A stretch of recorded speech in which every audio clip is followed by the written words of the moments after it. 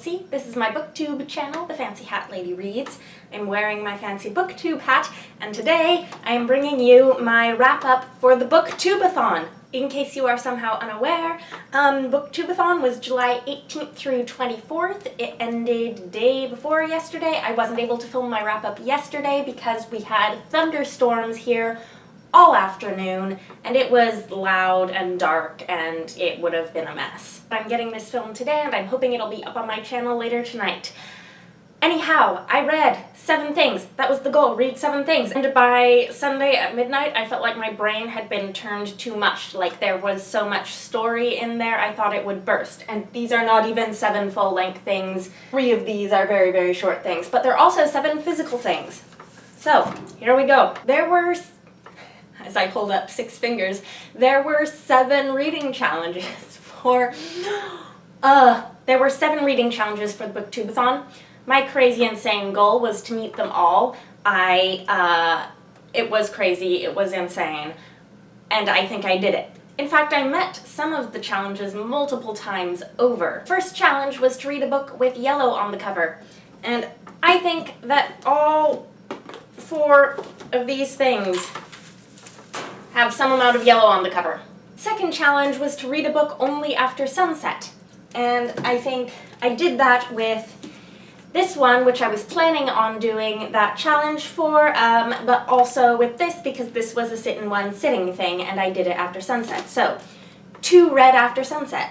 Number 3, read a book that you discovered through Booktube. I did not manage to finish the book that I had on my TBR for this challenge during the read-a-thon. I was able to start it, but I'm still not done with this. But I substituted a much shorter thing, and that was this. So I was able to check off that challenge as well. 4th challenge was to read a book by one of your favorite authors. I read books by 2 of my favorite authors. Challenge number 5 is to read a book that is older than you, and oh, I'm shuffling these books around. 1, 2, all 3 of these things are older than I am. Challenge number 6 was to read and watch a book-to-movie adaptation. I did that as well. And challenge number 7 was to read, oh dear, 7 books! So, obviously, 3 of these are shorter things. I did not manage 7 novels. My goal had been to read a bunch of middle grade. I did manage 4 novels that could be considered as middle grade, depending on how you want to define middle grade and how you want to define these books. And 2 of the 3 shorter things that I read are sort of indeterminate to me in what the target age range is. So the first book that I read was for the book-to-movie adaptation challenge, and that was Howl's Moving Castle by Diana Wynne Jones. This is a book that I read when I was younger, and I didn't really like that much when I was younger, that I thought I'd enjoy more now, and I wanted to reread it so that I could, in fact, watch the movie adaptation and know what the differences were. The movie is an animated film from Studio Ghibli, and I have been slowly over the past few years making my way through a bunch of their films, so I had actually been meaning to read this and watch the movie both this month anyways, before the Booktube-A-Thon challenges were even announced. So this was actually the thing that convinced me that I was going to do the Booktube-A-Thon, that I was going to try to do all the challenges. It took a couple days to get through this book, and by that time I was getting a little behind, but I was really enjoying it. I know that this book is deeply and profoundly loved by many, many people. I liked it, I enjoyed it, but it didn't absolutely blow me away. I gave this 4 stars on Goodreads. I thought this was a really incredibly clever book. I can see what parts of it I didn't like when I was younger. I think that the scarecrow terrified me as a kid. I also think that this illustration of Calcifer on the cover also terrified me, although he isn't that scary in the book. And I also think that when I was younger reading this, I wasn't so very able to follow all of the sort of narrative twists and turns that Diana Wynne Jones throws at you in this book. Especially towards the end, it can get a little convoluted if you're not paying attention.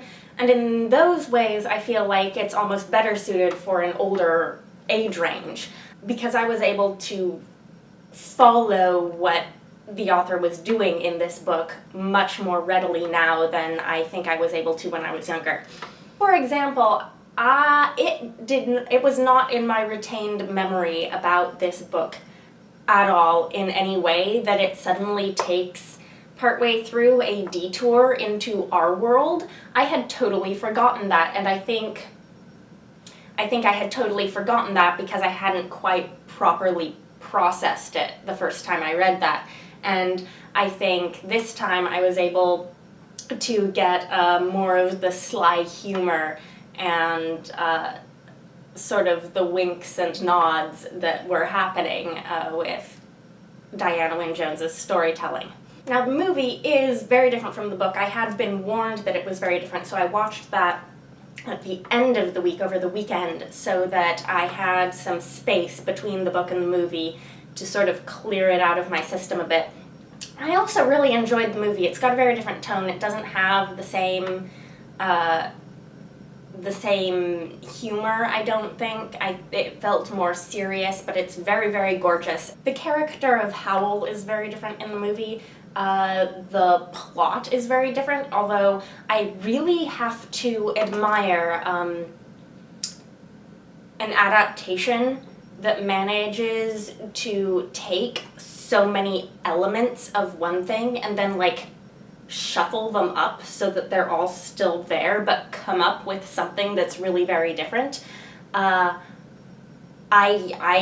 don't know how someone's brain does that, and I have great admiration for it. The movie does not make any detours into our world. Anyhow, overall, I thought the animation was really gorgeous, and it was a really lovely film, and I can see why both the movie and the book have huge fan bases, even though they're very different from one another.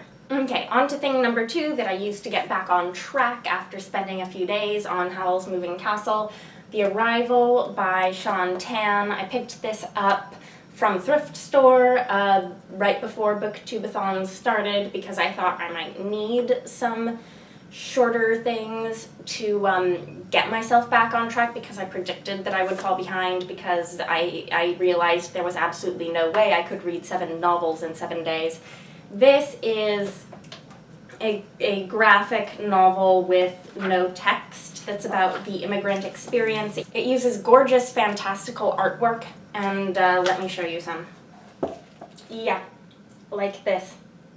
It's about a guy who leaves his country where his family is and comes to another country in order to make it possible for his family to come and join him there. It's told entirely without text, and everything that this man encounters that is strange or culturally different from what he knows is depicted fantastically. So he'll come across these foods that are strange looking things that look nothing like what anyone would expect food to look like. It's clear that he doesn't speak the language, and yet he still has to find lodgings and find a job. Part of what's really clever about this is, first of all, you can read this no matter what your native language is, because it is all in pictures. And second of all, it is also universal because the society, the sort of fantastical society portrayed in this is not any real country, it isn't any real culture, so no matter what your own culture is, you get the sort of culture shock thing, because you come across things in this book that you don't know what they are, and you don't know how they work. And this is really heartwarming, because basically this guy encounters, over the course of the book, several other people who are also immigrants from various other places who have their own backstories, and you also see the places they come from. And like here, where our main character comes from, you can see that whatever he's fled is represented in this city as like these snaky tentacles over the city, so it's kind of up to your imagination what that sort of threat might be and what the real world analogy for that is. I think some libraries might shelve this as a children's book, and some might shelve it as an adult graphic novel. Honestly, it could be either. Anyone, young or old, can read this and I think get something out of it. Anyways, this is really, really beautiful, and I gave it 4 stars. Okay, the next book I read was another reread, and that is The Blue Sword by Robin McKinley. I guess I said in my TBR that Robin McKinley is the sort of author who kind of writes the fantasy novels she writes and lets other people decide how they get marketed. I pointed out that this is a Newbery Honor book, so it gets sort of marketed as a children's book a lot, even though I would say it's more YA, but whatever. Categorizations of age ranges for various types of novels have gotten, I think, more strict since this was published in the 80s. This is the first of her 2 Damar novels, the second of which, The Hero and the Crown, is actually a prequel that takes place centuries before this book and concerns a character who is a legendary historical hero in this one. This is about a girl named Harry, and she is from a country that's basically an imperial country that has this colonial outpost on this continent where the remains of the country that was once Damar still exists, with people scattered in the hills of this mountain range, and there are demon armies threatening from the north. Basically, that's what's going on.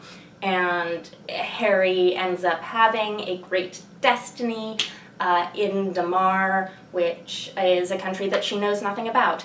And I didn't realize until I started this how much nostalgia I had for this book. I don't even know when it was I first read it, given that I didn't own a copy, so I must have gotten it from a library at some point or borrowed it from someone, I don't know. I bought this copy used a while back so that I'd be able to reread it. But this book all sort of started to come back to me as I was reading it, and it gave me all sorts of warm fuzzy feels. I don't think if I had read it now for the first time, it would have been one of my favorite Robin McKinley books. I think I like some of her later work better than the earlier books. And this is focused a little more on magical combat skills and, you know, stampeding armies and that sort of thing than I am particularly fond of these days. But there is something about Robin McKinley's writing, no matter what it is that I read of hers, that just draws me in, grabs me, and doesn't let me go until it's over. And even though this was probably the most text of any book that I read this read-a-thon, it's certainly not the longest in page numbers, but it's got more text per page than I think anything else I was reading. I devoured it in like a day, maybe a day and a half. And I totally love getting swept back up into this story after so many years, however many years it's been, and I gave this 5 stars. Next book I completed was Where the Mountain Meets the Moon by Grace Lynn. This was the book that I decided I was going to read only after sunset because it has this beautiful nighttime scene on the cover. Of the things that I read, I feel like this is the one that I felt was most specifically aimed at a younger audience. I imagine that this is the sort of book that was written with the idea that parents would read this aloud to their small children in the evenings before bed. That's sort of how I imagine this book being best enjoyed. It feels like it's for parents and their small children. So perhaps of all of these books, this was the one where I felt like I was least the target audience, but I still really enjoyed it. I thought it was really, really heartwarming. It's based on Chinese folklore, and it's about a girl named Min Li who runs away from her impoverished village one day to try to change her family's fortune. And she meets up with a dragon and goes on a great adventure, and it follows both her and her travels and her encounters with things out of folklore and her parents back home waiting for her to return. This has a lovely, lovely structure where different stories that people tell pop up at regular intervals throughout the book. So every few pages you're like flipping back and forth between the main narrative and some story that ends up relating to it. And I think I really enjoyed that. I thought it was a beautiful form of storytelling. I would recommend this probably very highly if you have small children that you're reading books aloud to. But yeah, this was really nice, and I gave this 4 stars. After that, I sorely needed to catch up on my book count again if I was going to be on track to finish 7 things in the week. So I read The Sleeper and Spindle by Neil Gaiman, illustrated by Riddell. In case you're familiar with this book and you're wondering, Kelsey, why does the cover look weird? This is a library copy, and they put like this paper underneath the dust jacket.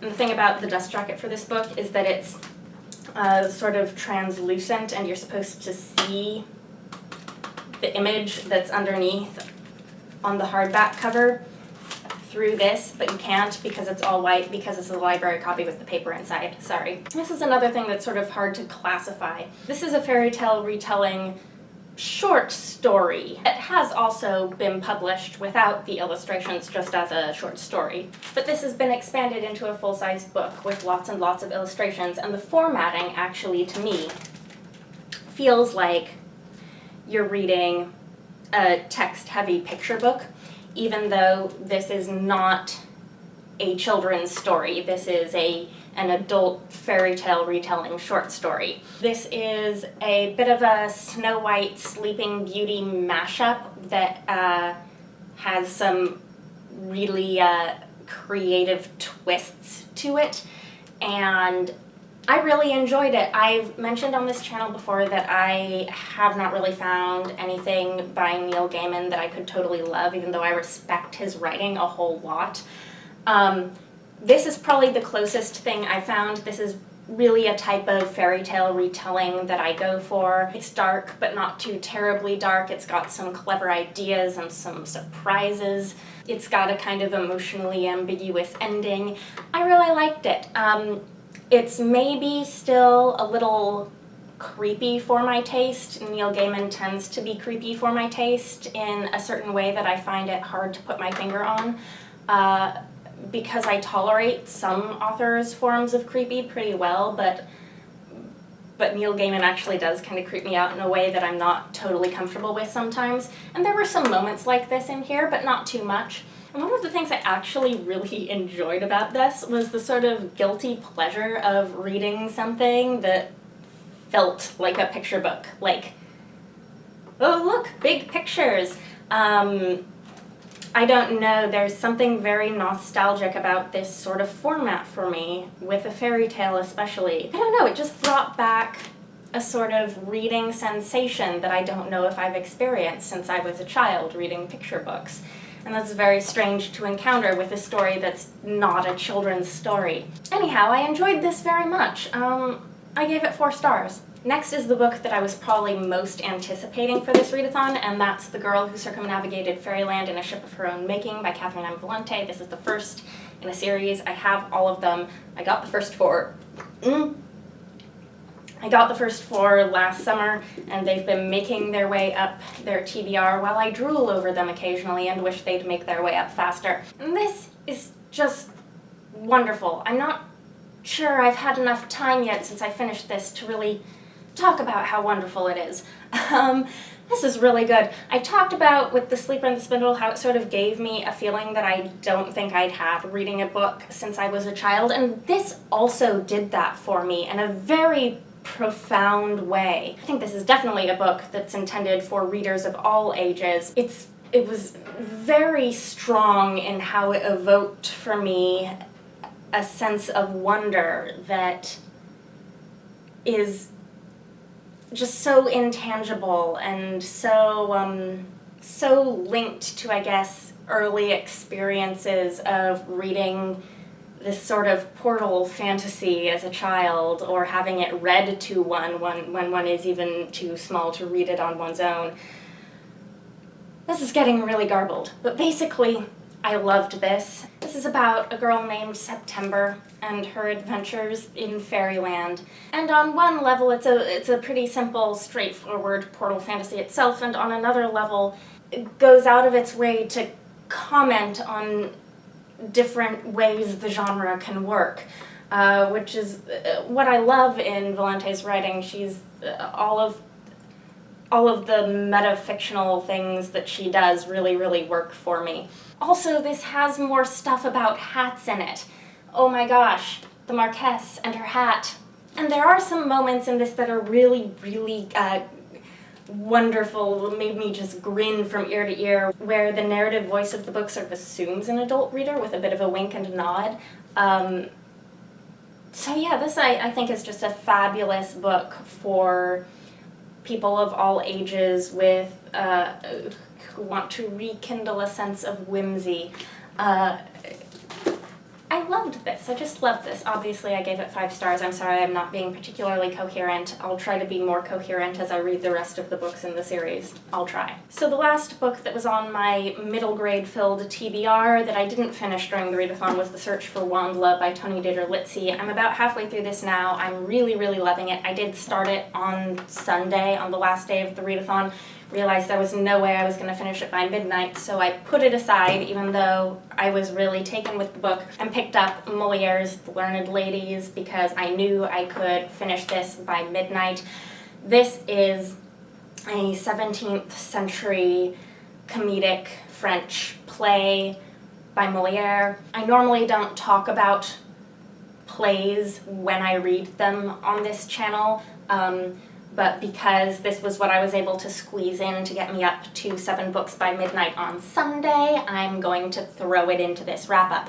Molière is one of my favorite classical playwrights. I feel like his plays are just so reliably funny when staged, and they're incredibly witty in a way that I really appreciate. But this is one that I had neither ever read nor seen, and I picked up this used copy for some incredibly cheap price years ago, thinking I can't be as big a fan of Molière as I am without having read this. And I'm not 100% sure what to say about this right now. Molière's plays are often very alike one another.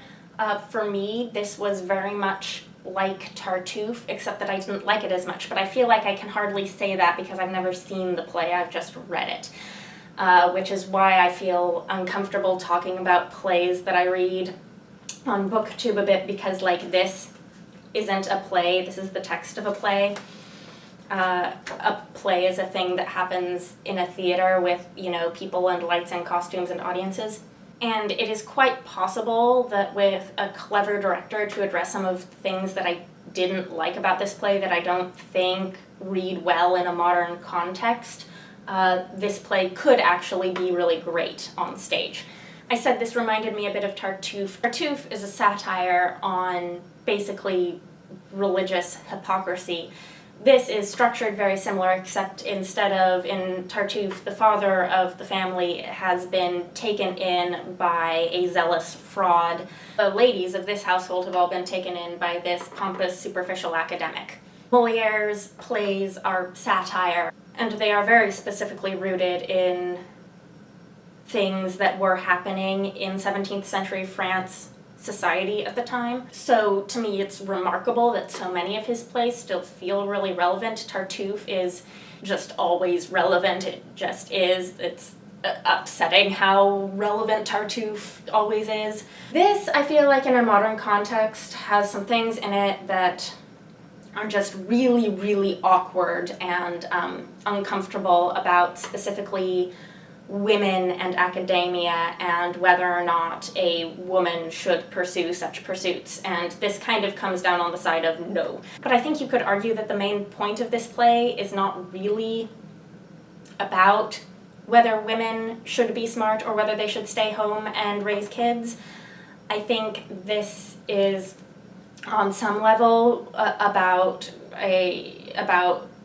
being duped by the idea that this show of intelligence makes you a better human being. And it's an argument that you can't overlook the practical things in life. The characters in this play go to a very far extreme that's totally ridiculous and laughable in terms of rejecting things that are reasonable and straightforward. Yeah, that's The Learned Ladies. I should point out that this is the translation by Richard Wilbur. Wilbur is considered to be basically the best English language translator of Molière, especially for acting purposes. Molière's plays are in rhyming couplets, and so a lot of translations can be really stilted if you're actually trying to do them in production. Wilbur's translations are really very actable, they're really